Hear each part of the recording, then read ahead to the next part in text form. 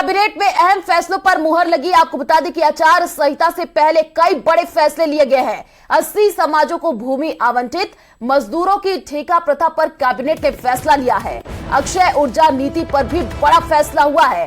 प्राकृत भाषा साहित्य अकादमी गठित हुई है। राजस्थान लॉजिस्टिक डिलीवरी गठित होगी और संविदा कार्मिक यहां पर देखिए शुरू होंगे। तो देखिए धरियावत की रेप पीड़िता को सरकारी नौकरी, साथ ही आरएएस समेत कई सेवा वर्गों का वेतन भी बढ़ेगा। चर्म शिल्प कला विकास बोर्ड भी गठित होगा। अब्दुल कलाम के नाम पर गंगापुर कॉलेज का नाम होने वाला है। तो गहलोत कैबिनेट में अहम फैसलों पर देखिए मुहर लगी है और आरएएस समेत कई चीजें जिस पर देखिए यहां पर मुहर लग चुकी है। मजदूरों की ठेका प्रथा पर कैबिनेट ने फैसला लिया है और मंत्री ममता भूपेश और प्रताप सिंह खाचरियावास ने ये ब्रीफिंग की है। तो गहलोत कैबिनेट में कई अहम फैसलों पर देखिए मुहर लग चुकी है। संविदा कार्मिक होंगे शोषण मुक्त और कई ऐसे फैसले इस बैठक में लिए गए हैं। गहलोत कैबिनेट की बैठक खत्म हो गई और बैठक के बाद कैबिनेट मंत्री प्रताप सिंह खाचरियावास और ममता भूपेश ने प्रेस कॉन्फ्रेंस की। इस दौरान खाचरियावास ने बीजेपी पर हमला बोला। उन्होंने कहा कि बीजेपी सत्ता में तो आना चाहती है लेकिन उपलब्धि नहीं बताना चाहती। बीजेपी डरी हुई है। उन्होंने कहा कि हमारी प्रदेश सरकार के काम केंद्र सरकार से ज्यादा अच्छे हैं। 156 का दिया है। मुख्यमंत्री जी और तमाम लोगों का कॉन्फिडेंस बहुत जबरदस्त है। नारा 156 का दिया है। डरी हुई बीजेपी है। कारण है कि बीजेपी सिर्फ कांग्रेस के ऊपर बोल रही है, अपने कामों पर नहीं बोल रही। पहली बार ऐसा हुआ है कि एक सरकार बनाना चाहती है बीजेपी राजस्थान में, लेकिन अपनी केंद्र की उपलब्धियां नहीं बता रही। बीजेपी को बताना चाहिए। कर्मचारी, व्यापारी, मजदूर, किसान, विद्यार्थी, महंगाई, गरीबी, बेरोजगारी, भ्रष्टाचार को खत्म करने के लिए बीजेपी ने क्या किया। महिला आरक्षण पर बीजेपी बात कर रही है लेकिन महिला आरक्षण लागू नहीं किया है। सपने दिखाए हैं।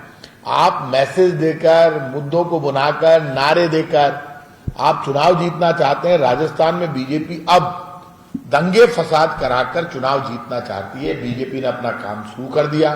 लोगों को सावधान रहना होगा। बीजेपी जो मुद्दे नहीं उनको मुद्दे बनाना चाहती है। अब बीजेपी के लोग वही अपने पुराने ढर्रे पर आ गए।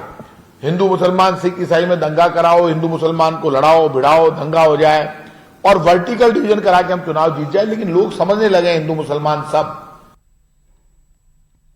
राजस्थान में विधानसभा चुनाव की तैयारियों का जायजा लेने के लिए चुनाव आयोग की उच्च स्तरीय टीम पिछले 3 दिनों से जयपुर दौरे पर है और आज मुख्य चुनाव आयुक्त देखिए राजीव कुमार ने कल प्रेस कॉन्फ्रेंस करते हुए अपने दौरे के बारे में कई अहम जानकारियां भी साझा की। इसके साथ ही उन्होंने आगामी विधानसभा चुनाव में जनता को दी जाने वाली सुविधाओं के बारे में भी विस्तार से बताया। मुख्य चुनाव आयुक्त राजीव कुमार ने कहा कि इस विधानसभा चुनाव में वोटर्स पहली बार घर बैठे वोट डाल सकेंगे, जिसके लिए खास इंतजाम किए गए हैं। राजस्थान में पहली बार ऐसा होने जा रहा है कि मतदाताओं की फाइनल लिस्ट भी 4 अक्टूबर को जारी कर दी जाएगी।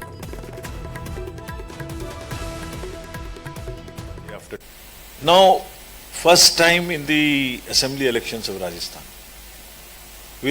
Commission has started the facility for voting from home.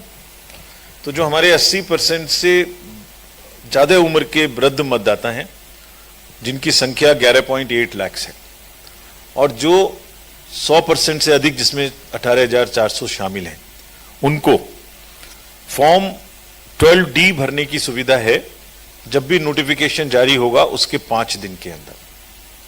तो this is an extra facility. It does not mean कि उनको घर से ही वोट देना है। बहुत सारे वृद्ध हमारे मतदाता अभी भी बूथ पर ही आना चाहते हैं, बिकॉज बूथ पे आना अपने आप में एक फेस्टिवल का माहौल है। उनको बात करने का मौका मिलता है। They feel happy about it. This is the general experience which we have in all the states where we have. तो जयपुर से बड़ी खबर का रुख कर लेते हैं। पेट्रोल पंप डीलर्स एसोसिएशन की हड़ताल स्थगित। आपको बता दें कि 3 अक्टूबर तक हड़ताल को स्थगित करने की घोषणा की गई है। आज राज्य सरकार के साथ संगठन के पदाधिकारी वार्ता करेंगे। डीलर्स कमीशन बढ़ाने सहित 5 प्रमुख मांगों पर देखिए वार्ता हो रही है और संगठन ने सरकार की तरफ से सकारात्मक रुख के संकेत दिए हैं। देर रात एसोसिएशन अध्यक्ष राजेंद्र सिंह भाटी ने ये घोषणा की है। तो पेट्रोल पंप डीलर्स एसोसिएशन ने हड़ताल स्थगित कर दी है। देखिए सरकार के साथ संगठन के पदाधिकारी आज वार्ता करने वाले हैं। वेट की दरों को कम करने की यहां पर मांग की जाएगी। और पिछले कई दौर की देखिए वार्ता विफल रही है, लेकिन आज एक बार फिर से वार्ता होगी। कुल 5 मांगों पर यह वार्ता होगी। और इसी खबर पर ज्यादा जानकारी के लिए संवाददाता राकेश हमारे साथ फोन लाइन पर जुड़ चुके हैं। राकेश, देखिए पेट्रोल पंप डीलर्स एसोसिएशन ने हड़ताल तो स्थगित कर दी है और पिछले कई दौर की जो वार्ता हुई थी वो तो विफल रही। अब एक दौर की और वार्ता होने वाली है, क्या अपडेट अभी? बिल्कुल, देखिए देर रात जो सरकार और पेट्रोल पंप डीलर्स एसोसिएशन के बीच वार्ता हुई है, वार्ता में सकारात्मक संकेत मिले हैं। राज्य सरकार पेट्रोल और डीजल पर वैट की दरों को कम कर सकती है क्योंकि आचार संहिता लगने वाली है, चुनावी साल है। ऐसे में तो पेट्रोल को आज के साथ जो मांग है पेट्रोल डीजल जीएसटी के लिए केंद्र सरकार राज्य सरकार को पत्र लिखकर करेगी ताकि जो वैट दरें हैं तो राज्य सरकार कम करके और लोग राहत दे सकते। बिल्कुल राकेश, आप नजर बनाए रखिए, आगे भी आपसे अपडेट लेने की। फिलहाल शुक्रिया तमाम जानकारी साझा करने के लिए।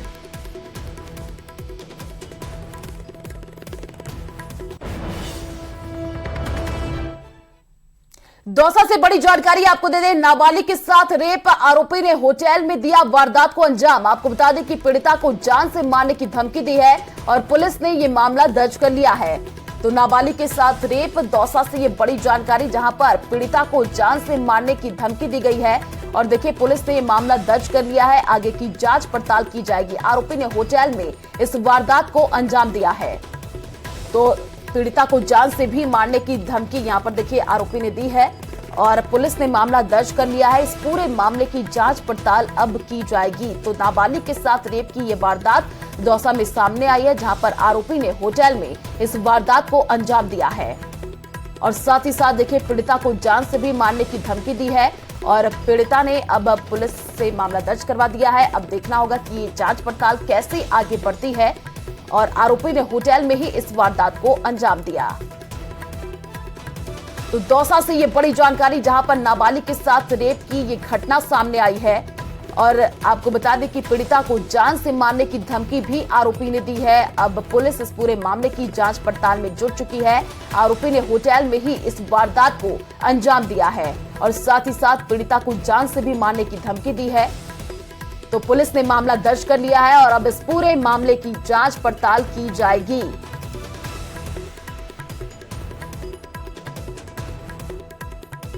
तो दौसा से ये बड़ी जानकारी, जहां पर नाबालिग के साथ रेप की ये घटना सामने आई है। पुलिस ने मामला दर्ज कर लिया है और जल्द ही इस पूरे मामले पर पुलिस कार्रवाई करती हुई नजर आएगी। आपको बता दें कि यहां पर आरोपी ने होटल में ही इस वारदात को अंजाम दिया और साथ ही साथ पीड़िता को जान से मारने की धमकी दी है।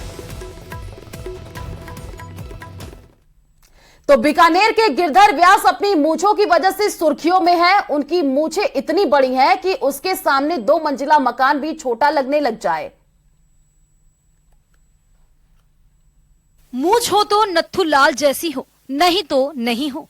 यह एक फिल्म का डायलॉग है, लेकिन यह फिल्म डायलॉग को बीकानेर के इस व्यक्ति पर एकदम सटीक बैठता है।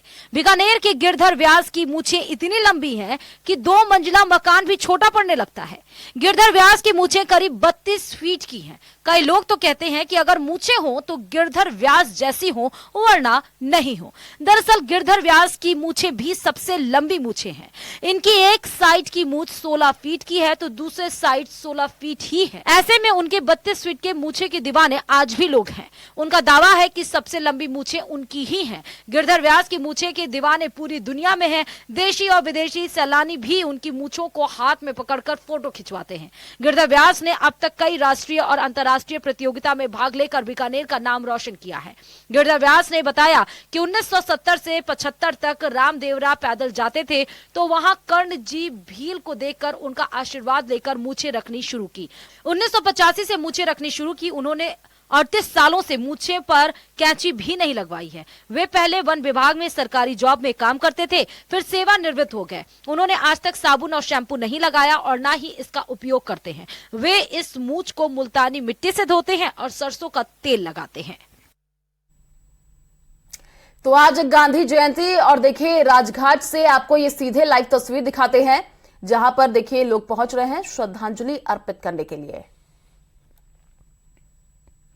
तो राजघाट से ये सीधे लाइव तस्वीर हम आपको टीवी स्क्रीन पर दिखा रहे हैं। आज गांधी जयंती और श्रद्धांजलि अर्पित करने के लिए जो लोग हैं वो पहुंच रहे हैं। ये सीधे तस्वीर टीवी स्क्रीन पर। तो महात्मा गांधी की 154वीं देखिए जयंती है और ये सीधे लाइव तस्वीर हम आपको टीवी स्क्रीन पर दिखा रहे हैं राजघाट से।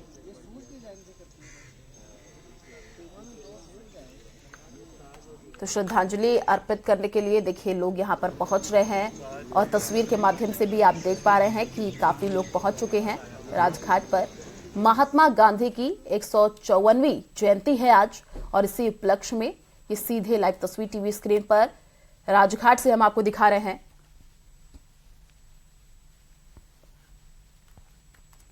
तो दिल्ली के राजघाट से ये सीधे लाइव तस्वीर देखिए टीवी स्क्रीन पर हम आपको दिखा रहे हैं, जहां पर कई लोग पहुंच रहे हैं। आज महात्मा गांधी की 154वीं जयंती है, श्रद्धांजलि अर्पित करने के लिए।